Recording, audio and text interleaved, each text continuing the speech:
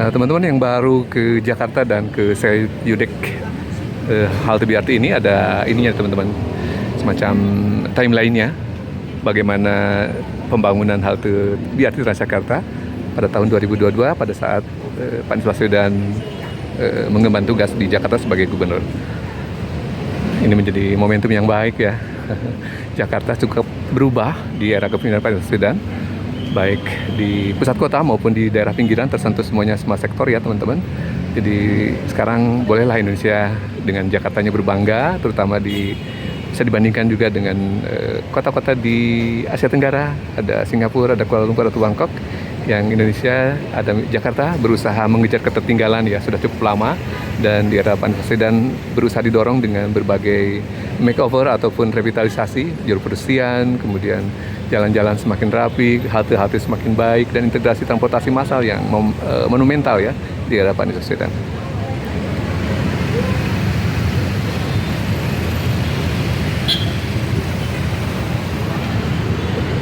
Sebuah kota akan terlihat dari wajahnya ya, bagaimana baik atau tidaknya. Jadi ini etalasenya ya di jalan-jalan utama ini. Tapi tidak luput pula pembangunan di depan Presiden hingga ke pelosok. Berarti sempat sampai ke Marunda di sisi timur utara, sempat juga ke Kamal di barat utara, sempat juga ke Jagakarsa di selatan, dan semuanya tersentuh pembangunan ya teman-teman. Keren nih Pak Anies Baswedan. Sebenarnya Rudal TPM sangat mendorong beliau untuk menjadi pemimpin nasional melalui berbagai kesempatan ya. Sayangnya memang masyarakat kita masih terjebak dengan fanatisme, rasionalitas belum dijadikan pertimbangan utama untuk memilih. Bansos yang digelontorkan masih menyebabkan juga distorsi pemilih ya teman-teman. Jadi isu-isu keberlanjutan akhirnya yang menjadi kemenangan di Pilpres 2024 yang lalu ya. Sementara saat ini juga sebenarnya masyarakat kita dilanda ketidakpuasan, terutama untuk penanganan pasca bencana dan ekonomi Indonesia yang sulit naik ya, sulit meroket. Padahal jargonnya ekonomi meroket sudah digaungkan di 2014 lalu, namun sepertinya hingga periode ketiga di tangan Pak Prabowo, Indonesia masih kedodoran ya. Pertumbuhan ekonomi yang canangkan 7% di era Pak Jokowi tidak pernah tercapai, malah jauh panggang dari api. Berikut juga, ini sudah 1 tahun kepemimpinan Pak Prabowo, ekonomi Indonesia belum ada tanda-tanda pemulihan. Walaupun sudah ada gebrakan dari Menke dengan menggelontorkan 200 triliun dari saldo anggaran lebih, namun sepertinya tidak terdengar lagi ya gaungnya. Tercermin dari penerimaan negara hingga bulan November akhir,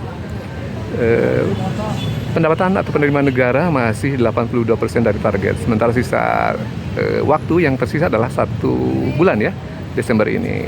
Makanya ada MBG yang walaupun anak sekolahnya libur, tapi anggarannya masih digelontorkan, entah dimakan oleh siapa itu produk yang dihasilkan dari MBG, dari SPPG yang dihasilkan di sekitar tempat sekolah gitu ya teman-teman. Anaknya lagi libur, disuruh ke sekolah untuk makan. Sangat tidak masuk akal juga ya teman-teman. Tapi sangat mengkritisi hal tersebut. Jangan-jangan nanti malah ada banyak kebocoran ya. Dananya keluar namun sebenarnya produknya tidak dihasilkan oleh SPPG, khawatirnya begitu ya teman-teman. Demikianlah kondisi Indonesia memang tidak baik-baik saja, dan ini butuh partisipasi politik dari teman-teman ya, pendidikan politik yang baik yang menyebabkan amplop di era pilkada, pileg ataupun pilpres tidak berdampak bila mana teman-teman kuat iman ya, dan literasinya baik serta rasionalitas dalam memilih juga baik. Semoga di tahun yang akan datang Indonesia menjadi lebih baik ya, karakter pemilihnya serta calon pemimpin yang diajukan, bukan pemimpin yang mengandalkan amplop, bansos ataupun kecurangan ya. Teridentifikasi banyak kecurangan, namun sejauh ini ya begitulah hasil akhirnya dinyatakan resmi memenangkan ya.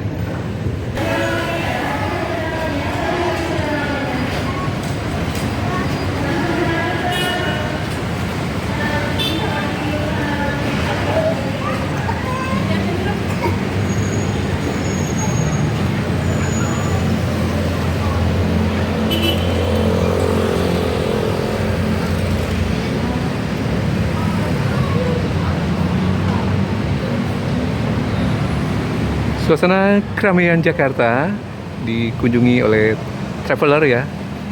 pada tanggal 24 Desember hari Rabu pukul 11.50 jelang libur Natal dan Tahun Baru ya, di pekan terakhir, pekan kedua terakhir ya sebenarnya.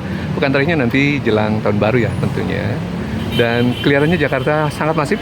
Bro TP sempat melihat tadi di stasiun, cukup banyak ya penumpang naik turun, serta anak-anak beserta orang tuanya yang sudah liburan anak sekolah ya, libur sekolah di semester ganjil ini. Nah, jika tadi berada di Skyview Deck mengarah ke selatan, ini Skyview Deck mengarah ke utara, ke Jalan MH Tamrin arah utara, ada Sarina, ada Monas ya teman-teman.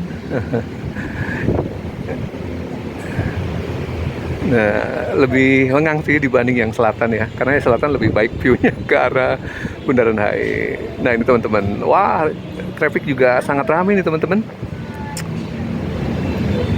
Jelang libur ini ya, wah tersendat di Bundaran HI ya.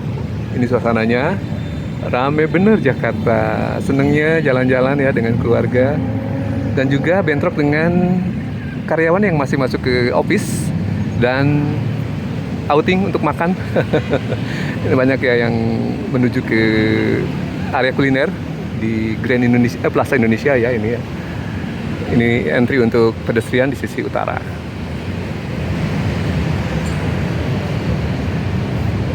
Ini suasananya teman-teman, agak-agak mendung, jadi enak juga sih buat jalan-jalan, tapi agak lembab ya. Perlu pakai topi nih teman-teman kalau jalan-jalan di Jakarta, terutama bila mana siang ya.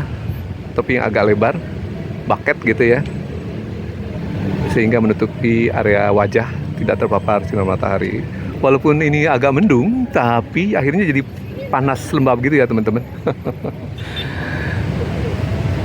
Nah, di sebelah kanan ada banyak karyawan yang outing untuk makan siang. Sebelumnya belum jam 12 sih, tapi sudah banyak yang keluar tadi setengah 12 juga ya. Agak longgar ya. Hingga jam 1, hingga setengah 2 barangkali ya. Bagi yang tidak terlalu ketat korporasi ataupun instansinya ya, bisa sampai setengah 2, sampai jam 2 baru masuk lagi ke kantor. Wah, produktivitasnya jadi turun ya. Terlalu banyak outing untuk makan siang.